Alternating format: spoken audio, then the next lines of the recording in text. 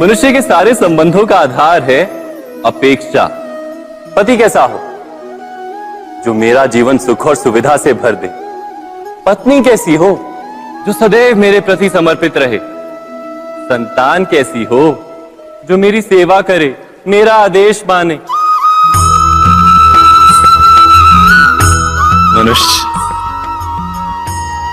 मनुष्य उसी को प्रेम भी कर पाता है जो उसकी अपेक्षा पूर्ण करता है। और अपेक्षा की तो नियति है भंग होना।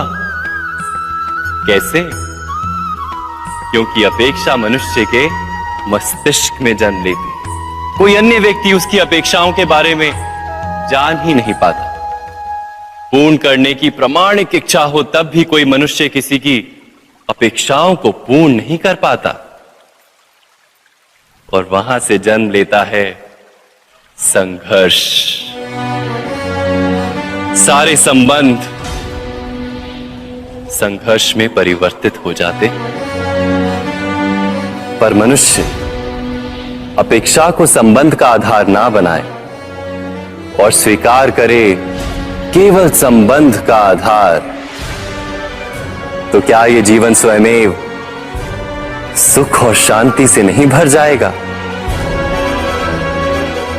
स्वयं विचार कीजिएगा।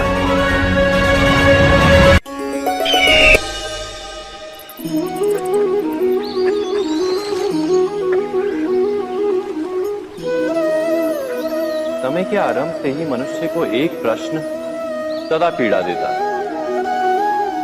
कि वो अपने संबंधों में अधिकतम सुख और कम से कम दुख किस प्रकार प्राप्त कर सकता है। क्या आपके सारे संबंधों ने आपको संपूर्ण संतोष दिया है? विचार कीजिए। हमारा जीवन संबंधों पर आधारित है। हमारी सुरक्षा संबंधों पर आधारित है। इसी कारण हमारे जीवन के सारे सुखों का आधार भी संबंध है। किंतु फिर भी हमें संबंधों में ही अधिकतर दुख क्यों प्राप्त होते हैं? सदा ही संघर्ष भी संबंधों से ही उत्पन्न क्यों हो जाते हैं? कभी विचार किया है? जब कोई व्यक्ति किसी अन्य व्यक्ति के विचार अथवा कार्य को स्वीकार नहीं करता, उसमें परिवर्तन करने का प्रयत्न करता है, तो संघर्ष जन्म लेता है।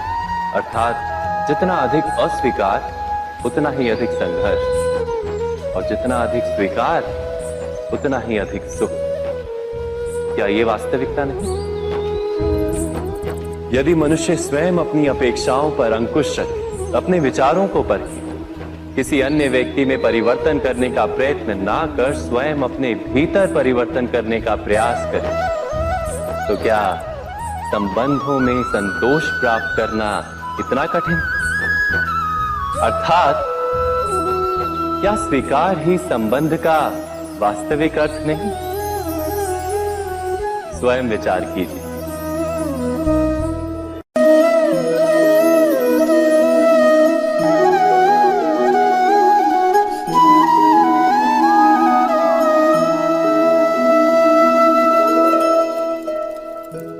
जब किसी व्यक्ति को किसी घटना में अन्याय का अनुभव होता है, तो वो घटना उसके अंतर को झकझोर देती।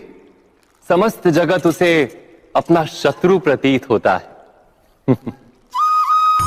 अन्याय लगने वाली घटना जितनी बड़ी होती है, मनुष्य का हृदय भी उतना ही अधिक विरोध करता है। उस घटना के उत्तर में वो न्याय मांगता है, और ये योग्य भी है। वास्तव में समाज में किसी भी प्रकार का अन्याय व्यक्ति की आस्था और विश्वास का नाश है। किंतु ये न्याय क्या है? न्याय का अर्थ क्या है? अन्याय करने वाले को अपने कार्य पर पश्चाताप हो और अन्याय भुगतने वाले के मन में फिर से विश्वास जगे समाज के प्रति। इतना ही अर्थ है ना न्याय का। किंतु जिसके हृदय में धर्म नहीं होता, वो न्याय को छोड़कर बैर और प्रतिशोध को अपनाता है। हिंसा के बदले प्रतिहिंसा की भावना लेकर चलता है। स्वयं भोगी हुई पीड़ा से कहीं अधिक पीड़ा देने का प्रयत्न करता है और इस मार्ग पर चलते अन्याय को भुगतने वाला स्वयं अन्याय करने लगता है। शीघ्र ही वो अपराधी बन जाता है, अर्थात न्याय और प्रतिशोध के बीच बहुत कम अंतर होता है और इसी अंतर का नाम है धर्म। क्या ये सत्य नहीं? स्वयं विचार कीजिए। दो व्यक्ति जब निकट आते हैं तो एक दूसरे के लिए सीमाएं और मर्यादाएं निर्मित करने का प्रयत्न अवश्य करते हैं। हम यदि सारे संबंधों पर विचार करें तो देखेंगे कि इन सारे संबंधों का आधार यही सीमाएं हैं जो हम दूसरों के लिए निर्मित करते हैं। और यदि अनजाने में भी कोई अन्य व्यक्ति इन सीमाओं को तोड़ता है तो उसी क्षण हमारा हृदय क्रोध से भर जाता है। इन सीमाओं का वास्तविक रूप क्या है? क्या हमने कभी विचार किया? सीमाओं के द्वारा हम दूसरे व्यक्ति को निर्णय करने की अनुमति नहीं देते, अपना निर्णय उस व्यक्ति पर थोपते, अर्थात किसी की स्वतंत्रता का अस्वीकार करते हैं। और जब स्वतंत्रता का अस्वीकार किया जाता है तो उसका हृदय दुख से भर जाता है और जब वो सीमाओं को तोड़ता है तो हमारा हृदय क्रोध से भर जाता है। क्या ऐसा नहीं होता?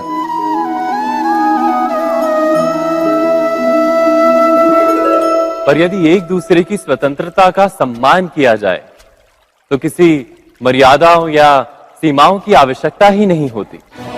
अर्थात जिस प्रकार स्वीकार किसी संबंध का देह है, क्या वैसे ही स्वतंत्रता किसी संबंध की आत्मा नहीं? स्वयं विचार कीजिए।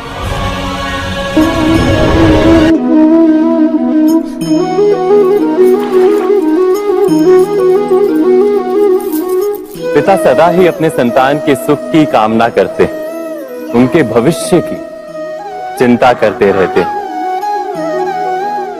इसी कारणवश सदा ही अपने संतानों के भविष्य का मार्ग स्वयं निश्चित करने का प्रयत्न करते रहते हैं। जिस मार्ग पर पिता स्वयं चला है, जिस मार्ग के कंकर पत्थर को स्वयं देखा है, मार्ग की छाया, मार्ग की धूप को स्वयं जाना है, उसी मार्ग पर उसका पुत्र भी चले, यही इच्छा रहती है हर पिता की। निसंदेह उत्तम भावना है ये, किंतु 3 प्रश्नों के ऊपर विचार करना हम भूल ही जाते। कौन से प्रश्न? प्रथम प्रश्न, क्या समय के साथ प्रत्येक मार्ग बदल नहीं जाते? क्या समय सदा ही नई चुनौतियों को लेकर नहीं आता? तो फिर बीते हुए समय के अनुभव नई पीढ़ी को किस प्रकार लाभ दे सकते हैं? दूसरा प्रश्न, क्या प्रत्येक संतान अपने माता पिता की छवि होता है? हाँ, संतानों को संस्कार तो अवश्य माता पिता देते हैं, किंतु भीतर की क्षमता तो ईश्वर देते हैं। तो जिस मार्ग पर पिता को सफलता मिली है, विश्वास है कि उसी मार्ग पर उसकी संतानों को भी सफलता और सुख प्राप्त होगा। तीसरा प्रश्न, क्या जीवन के संघर्ष और चुनौतियां लाभकारी नहीं होती? क्या प्रत्येक नया प्रश्न एक नए उत्तर का द्वार नहीं खोलता? तो फिर संतानों को नए नए प्रश्नों, संघर्षों और चुनौतियों से दूर रखना, ये उनके लिए लाभ करना कहलाएगा या हानि पहुंचाना?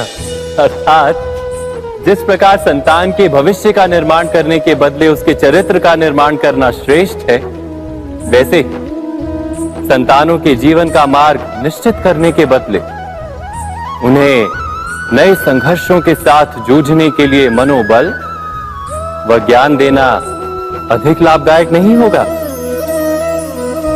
स्वयं विचार कीजिए। सबके जीवन में ऐसा प्रसंग अवश्य आता है कि सत्य कहने का निश्चय होता है हृदय में, किंतु मुख से सत्य निकल नहीं पाता। कोई भय मन को घेर लेता है। किसी घटना अथवा प्रसंग के बारे में बात करना या फिर स्वयं से कोई भूल हो जाए उसके बारे में कुछ बोलना, क्या ये सत्य है? नहीं, ये तो केवल तथ्य है। अर्थात जैसा हुआ था वैसा केवल बोल देना सामान्य सी बात है। किंतु कभी कभी उस तथ्य को बोलते हुए भी भय लगता है। कदाचित किसी दूसरे की भावनाओं का विचार आता है मन, दूसरे को दुख होगा ये भय भी शब्दों को रोकता है। तो ये सत्य क्या है? क्या हमने कभी विचार किया है? जब भय रहते हुए भी कोई तथ्य बोलता है तो वो सत्य कहलाता है। वास्तव में सत्य कुछ और नहीं, केवल निर्भयता का दूसरा नाम है। और निर्भय होने का कोई समय नहीं होता, क्योंकि निर्भयता आत्मा का स्वभाव है। अर्थात क्या प्रत्येक क्षण सत्य बोलने का क्षण नहीं होता?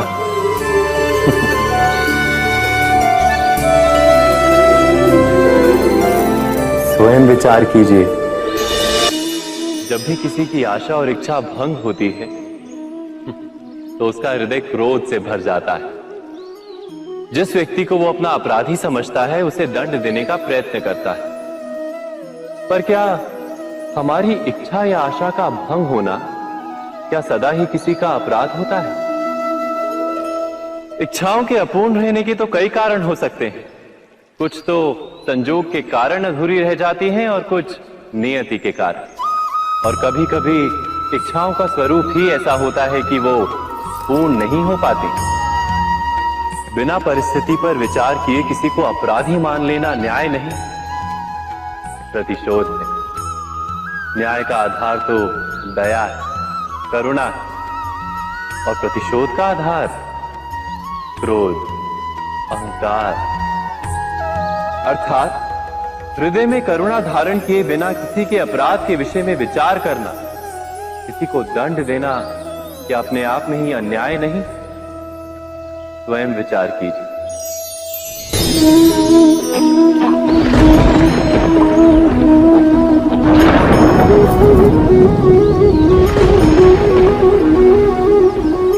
सपनों और पूर्वाभासों के आधार पर हम भविष्य के सुख दुख की कल्पना करते हैं। भविष्य के दुख का कारण दूर करने के लिए हम आज योजना बनाते हैं। किंतु कल के संकट को आज निर्मूल करने से हमें लाभ मिलता है या हानि पहुंचती है? ये प्रश्न हम कभी नहीं करते। सत्य तो ये है कि संकट और उसका निवारण साथ जनते हैं, व्यक्ति के लिए भी और सृष्टि के लिए भी। नहीं, आप अपने भूतकाल का स्मरण कीजिए, इतिहास को देखिए। आप तुरंत ही ये जान पाएंगे कि जब जब संकट आता है तब तब उसका निवारण करने वाली शक्ति भी जन्म लेती है। यही तो जगत का चलन है। वस्तुतः संकट ही शक्ति के जन्म का कारण है। प्रत्येक व्यक्ति जब संकट से निकलता है तो एक पद आगे बढ़ा होता है, अधिक चमकता है, आत्मविश्वास से अधिक भरा होता है, न केवल अपने लिए अपितु विश्व के लिए भी। क्या ये सत्य नहीं? वास्तव में संकट का जन्म है एक अवसर का जन्म, अपने आप को बदलने का, अपने विचारों को ऊंचाई पर करने का अवसर, अपनी आत्मा को बलवान और ज्ञान मंडित बनाने का अवसर। जो ये कर पाता है उसे कोई संकट नहीं होता, किंतु जो ये नहीं कर पाता वो तो स्वयं एक संकट है विश्व के लिए। विचार कीजिए।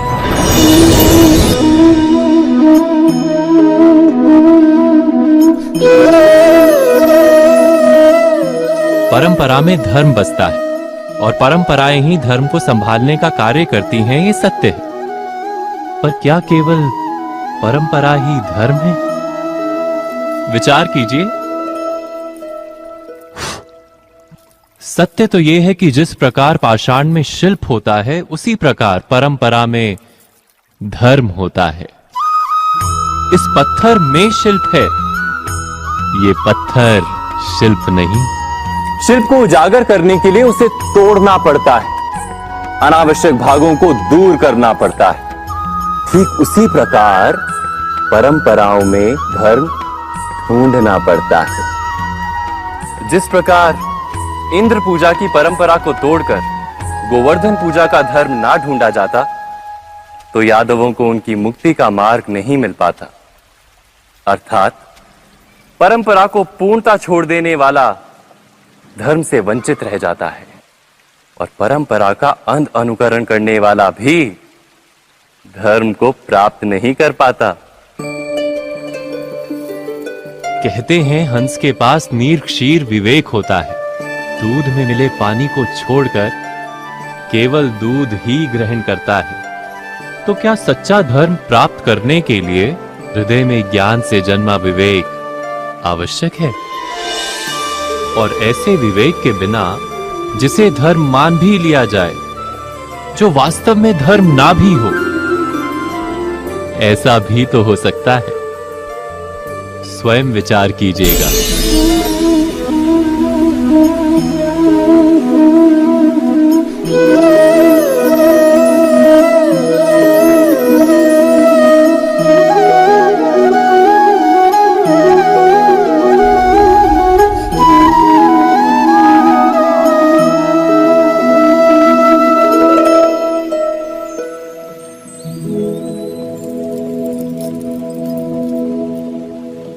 भविष्य के आधार पर सब आज का निर्णय लेना चाहते हैं। भविष्य में सुख मिले, भविष्य सुरक्षित हो, ऐसे निर्णय आज लेने का प्रयत्न रहता है सबका। आप अपने जीवन को देखिए। क्या आपके अधिकतर निर्णय के पीछे भविष्य का विचार नहीं होता? और हो भी क्यों ना, अपने जीवन को सरल और सुखमय बनाने का प्रयत्न करने का अधिकार सबका है। पर भविष्य तो कोई नहीं जानता, केवल कल्पना ही की जा सकती है। तो जीवन के सारे महत्वपूर्ण निर्णय कल्पनाओं के आधार पर ही करते हैं हम। क्या निर्णय करने का कोई तीसरा मार्ग हो सकता है? विचार कीजिए। सारे सुखों का आधार धर्म है, और वो धर्म मनुष्य के हृदय में बसता है। तो प्रत्येक निर्णय से पूर्व स्वयं अपने हृदय से ये प्रश्न अवश्य पूछ लेना कि ये निर्णय स्वार्थ से जन्मा है या धर्म से। क्या इतना पर्याप्त नहीं? भविष्य के बदले धर्म का विचार करने से क्या भविष्य अधिक सुखपूर्ण नहीं होगा? स्वयं विचार कीजिए। व्यक्ति को जब उसके अपराध का दंड मिलता है, तब कभी कभी उस न्याय को देखकर मन कचोटता है। प्रश्न उठता है हृदय में कि जब वो अपराध हुआ था, तब व्यक्ति भिन्न था। उसके पश्चात उसने इतने पश्चाताप किए, स्वयं में इतना परिवर्तन किया, फिर उसे दंड क्यों मिले? पर जहां आघात होता है, वहां प्रत्याघात भी होता है। जैसा कर्म वैसा फल। यदि किसी को प्रेम दोगे तो सुख प्राप्त होगा, यदि किसी की हत्या करोगे तो मृत्यु दंड मिलेगा। जैसा कार्य वैसा ही न्याय। तो फिर प्रायश्चित और पश्चाताप का कोई मूल्य नहीं है? अवश्य है मूल्य। प्रायश्चित और पश्चाताप मनुष्य की आत्मा को बलवान करता है। आने वाले दंड को स्वीकार करने के लिए मनुष्य को तैयार करता है। अर्थात बिना प्रायश्चित के दंड स्वीकार करने का कोई मूल्य है? स्वयं विचार कीजिए।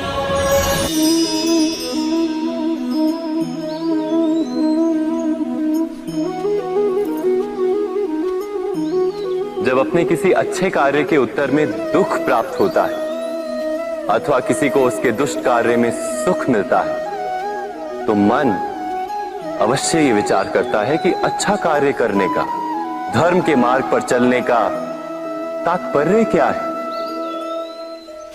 पर दुष्ट आत्मा को क्या प्राप्त होता है ये भी देखिए। दुष्टता करने वाला हृदय सदा चंचल रहता है, अकुलाता रहता है। मन में सदा नए नए संघर्ष उत्पन्न होते हैं। अविश्वास उसे जीवन भर दौड़ाता है। क्या ये सुख है? जबकि धर्म पे चलने वाले, अच्छा कार्य करने वाले सच्चरित्र व्यक्ति का हृदय शांत रहता है। परिस्थितियां उसके जीवन के सुख में बाधा नहीं बनती। समाज में सम्मान और मन में संतोष रहता है सदा। अर्थात अच्छा बर्ताव भविष्य में किसी सुख का मार्ग नहीं। अच्छा बर्ताव स्वयं सुख अथवा बुरा बर्ताव भविष्य में किसी दुख का मार्ग नहीं। अधर्म उसी क्षण दुख उत्पन्न करता है। धर्म से सुख नहीं, धर्म स्वयं।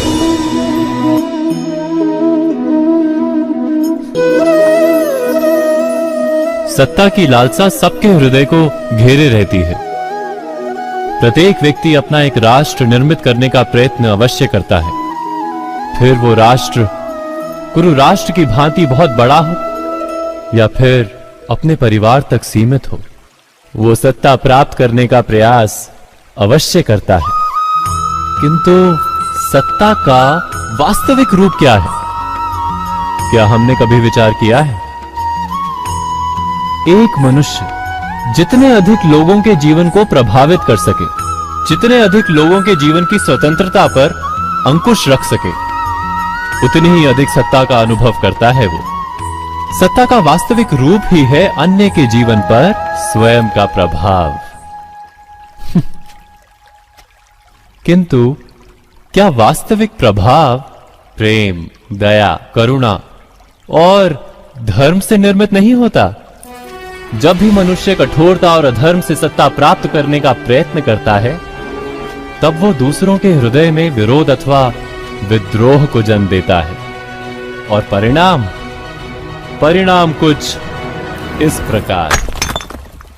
हां, कुछ समय के लिए वो स्वयं को प्रभावी और शक्तिशाली अवश्य पाता है, किंतु वो वास्तविक सत्ता नहीं। यही कारण है कि भृगु और वशिष्ठ जैसे ऋषियों की आज भी पूजा की जाती है, रावण और हिरण्यकश्यप की नहीं। इस पर तो आप विचार अवश्य करें। सत्य कहा ना?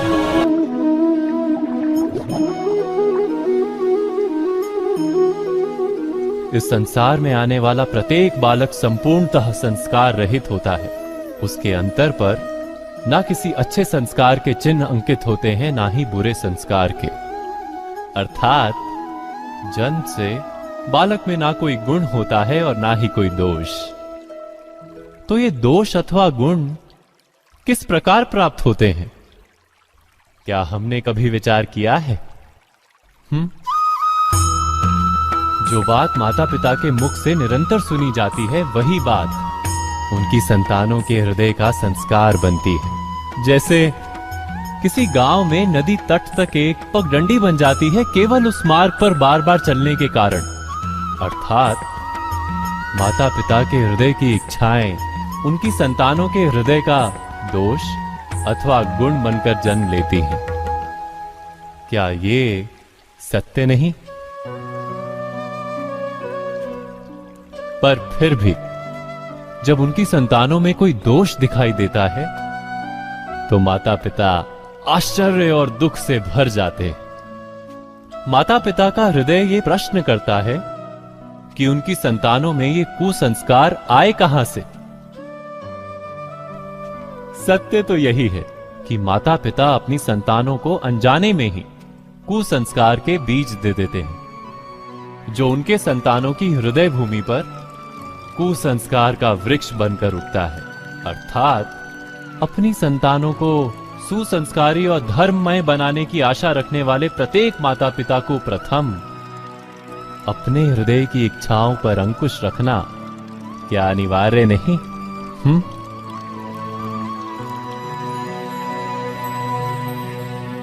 प्रत्येक माता पिता इस पर विचार अवश्य कीजिएगा।